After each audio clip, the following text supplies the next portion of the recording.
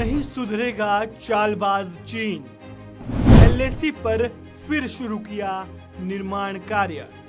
Satellite तस्वीरों से हुआ बड़ा खुलासा।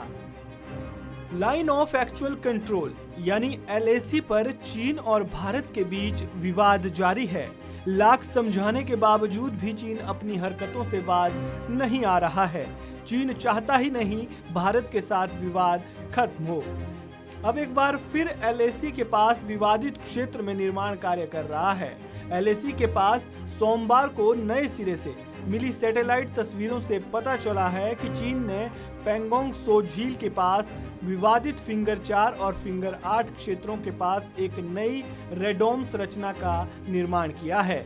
यानी चीन पूर्वी लद्दाख के पेंगोंग सो झील से पीछे गया ही नहीं और भारत की आंखों में अब तक धूल झोंकता आ रहा था। यह तस्वीरें satellite imagery expert Damien Simon ने ट्विटर के जरिए शेयर की। अब सवाल ये उठता है कि जिस रेडोम संरचना का चीन निर्माण कर रहा है वो आखिर होती क्या है और आखिर चीन चाहता क्या है। दरअसल रेडोम बड़े गुंबद के आकार की वो संरचनाएं होती है जो राडार को खराब मौसम से बचाते हैं और साथ ही बिना किसी बाधा के विद्युत चुंबकीय संकेतों को हासिल करने में मदद करते हैं।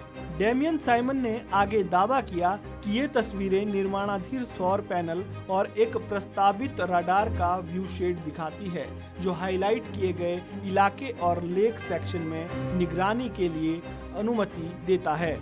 यानी रेडोम संरचना का निर्माण कर चीन भारत की हर गतिविधि पर नजर रखना चाहता है। यह ऐसा पहला मौका नहीं है जब इस तरह की खबरें सामने आई हो कि चीन विवादित क्षेत्र में निर्माण कर रहा है।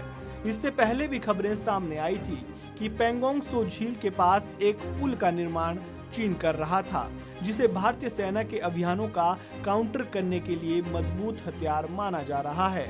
साथ ही सितंबर 2020 और 2021 में भारत चीन के बीच जारी गतिरोध के दौरान भी चीन ने भारतीय सैनिकों पर नजर बनाए रखने के लिए मोल्डो गैरिसन के लिए नई सड़क बना डाली थी और अब रेडोम संरचना का निर्माण कर रहा है। चीन और भारत के बीच 2 साल पहले मई 2020 में पेंगोंग सो के आसपास पूर्वी लद्दाख में गतिरोध बढ़ गया था।